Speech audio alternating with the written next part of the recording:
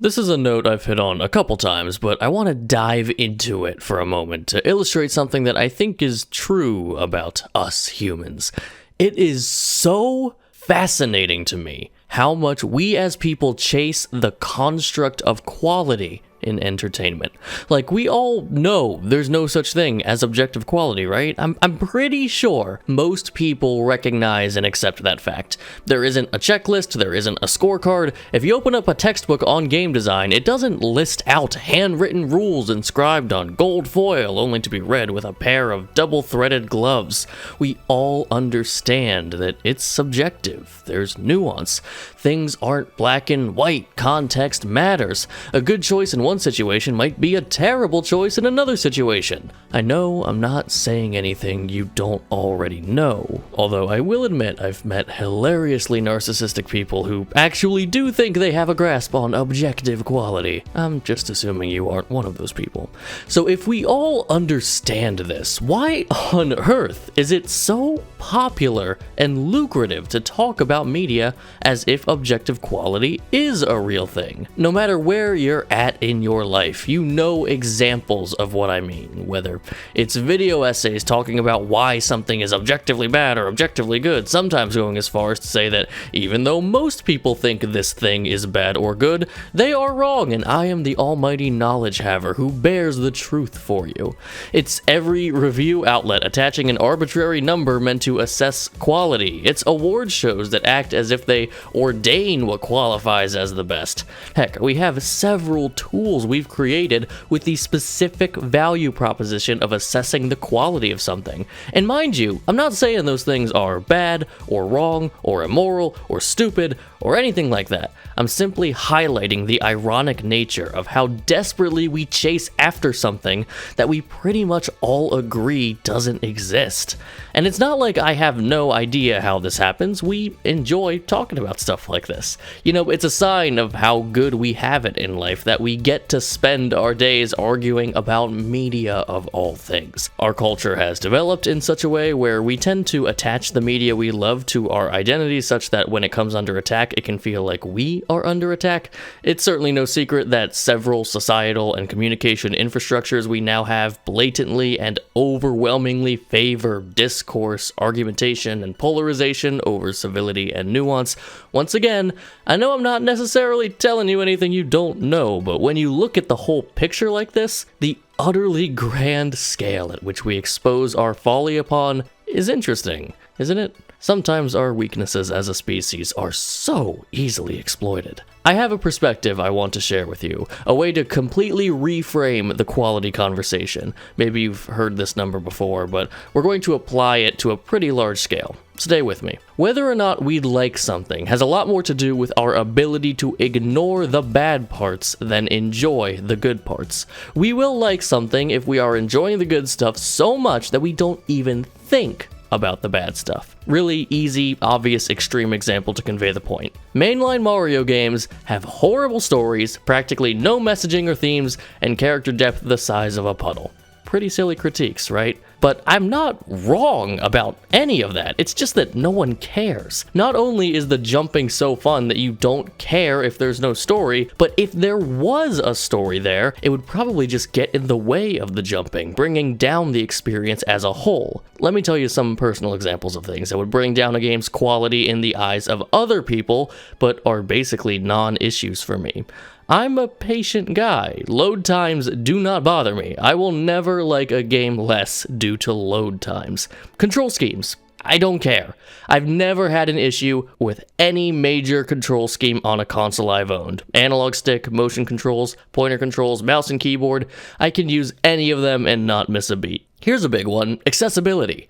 Increases in accessibility will pretty much never be a bad thing in my eyes. I will not blink twice if FromSoft adds an easy mode or a real pause button in their next game. When we talk about what are the greatest games, generally speaking, we're typically just talking about the games that have the qualities that most people like on average, and don't have the qualities that people tend to dislike on average.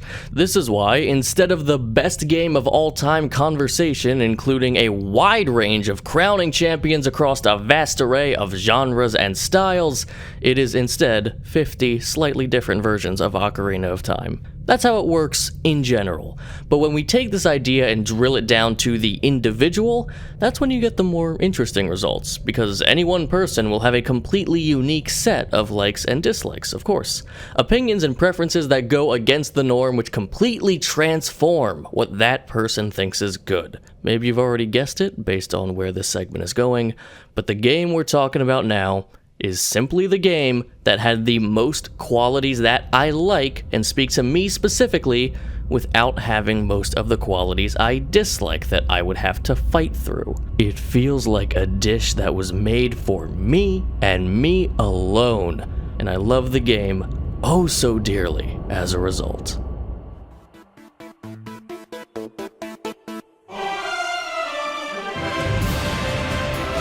Xenoblade Chronicles X is simply the me game. The game that perhaps gets the closest to what I want gaming to be in general. There's so much about this game that supports this thesis that the rest of this segment is actually just going to be 35 ways in which Xenoblade Chronicles X does things that I very specifically like, even if not everyone would.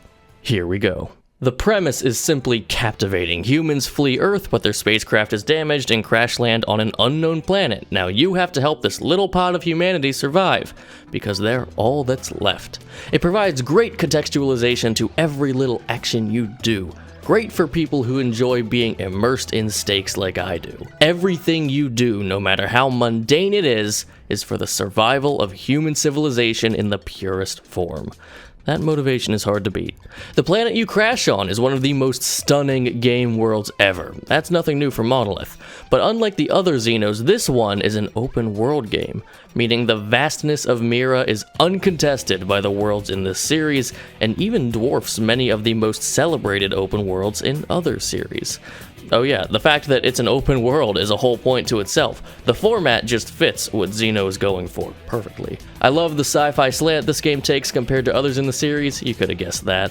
I love that we're using guns and normal swords over more fantasy-based weapons. I love the design of gear in this setting more. I love the emphasis on contemporary vocal music. It's yet another element that grounds this game into being a story about real humans from Earth, like me, rather than human-adjacent people we find in the fantasy worlds of the other games. I should shout out Hiroyuki Sawano's soundtrack in general. Definitely a more high energy and electric vibe than the other Xenos, but I don't think anyone would argue that it works and delivers a powerful tone that's pretty unique to this game. I like that despite playing as a creative character, the game still gives you a strong central story character in Elma. I love her presence and have no trouble spending 100+ hours with her.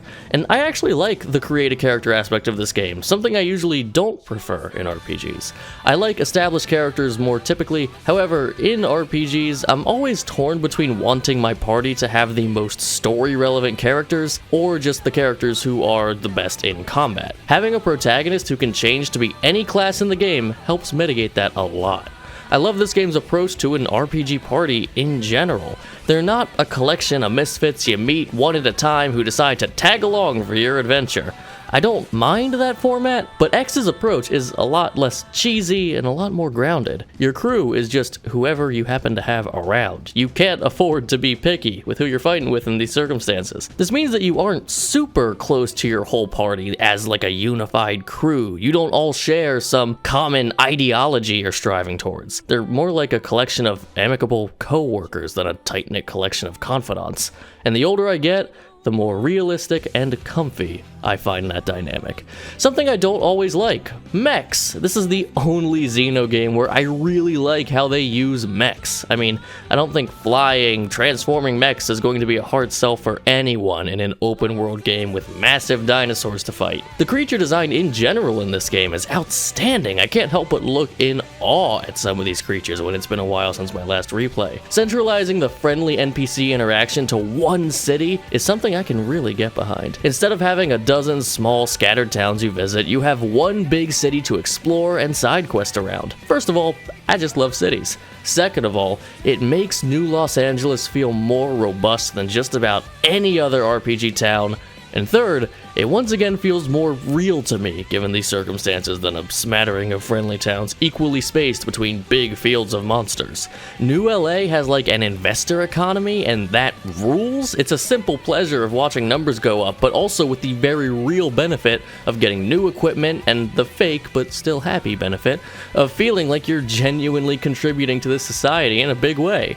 The Wii U gamepad functionality is top tier in this game. It shows you your map at all times, which you can use to quick travel, but you have this little resource management system on that map you can review and tweak whenever you're walking a long distance or on a loading screen. I love how many little jobs this game gives you. The side quests in this game were a pretty notable step up from the first game, but even beyond that, the missions, data probes, survey rates, there's always something for you to be doing to make progress. This game as a whole is so invested in your progress as a player. The story is greatly de-emphasized in this game compared to others in the series. More often than not, you're just left alone to forward your progress however you see fit. I strangely like that the game more or less has you rolling with the same crew the entire time, despite how many people you could have in your party. I don't think any Xeno crew feels as tight-knit to me as Elma, Lynn, and you. Once again, it just feels a touch more real to me. You have your close friends and your less close friends. That's just life. Oh, and while we're at it, Lynn, she's awesome.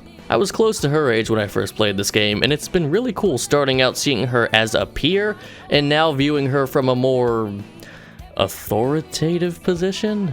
Is that the best way to phrase it without just calling myself old? Lao is a fun presence on screen too, and I'm just gonna say it, having the Napon in the crew not be a playable party member is a plus for me. Let's knock out some combat stuff. First of all, it's fast. Maybe the fastest in the series, and you know I like fast. I find a very simple satisfaction in switching between melee and ranged weapons based on their cooldown.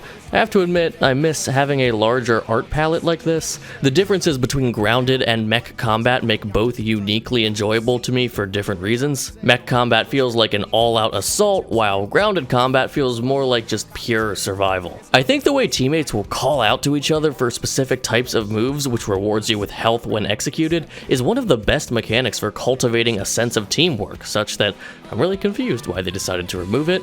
And on the subject of things they removed, why did Xenoblade get rid of the run button? Who was complaining about having a run button? Put it back in! And no fall damage. I get that that one might be more due to balancing or level design considerations, but still, no fall damage. That was pretty sweet.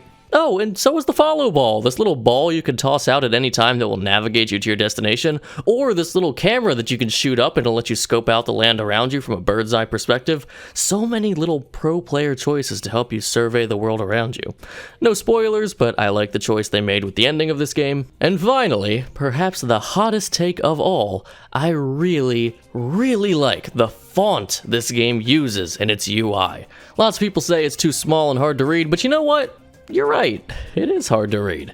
And I like what the small text contributes to the tone and style. It makes your UI feel more serious and professional to me. It's like the difference between seeing a modern programming IDE with all of its color coordination and error assistance to help you program, versus what programming looks like in the movies. White or green text on a black background. No frills, no bells or whistles, no help, just business. Are you playing a cute little mobile game, or are you trying to save the human race? Xenoblade Chronicles X is the overly complex, too demanding of your time and brain power, massive scale, fast-paced combat, slow burn experience with a sci-fi aesthetic that simply speaks to me. It hijacked my DNA and printed out precisely the experience I wanted to have.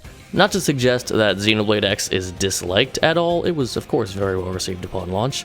But if someone did come up to me, sit me down, and try to explain to me everything that makes Xenoblade Chronicles X bad, I suspect my eyes would quickly glaze over. It's not about being good or bad. It's about the fact that Xenoblade Chronicles X is the game for me, period. And I can only hope that you are all able to find a piece of media that caters to your needs as specifically and potently as Xenoblade Chronicles X did for mine.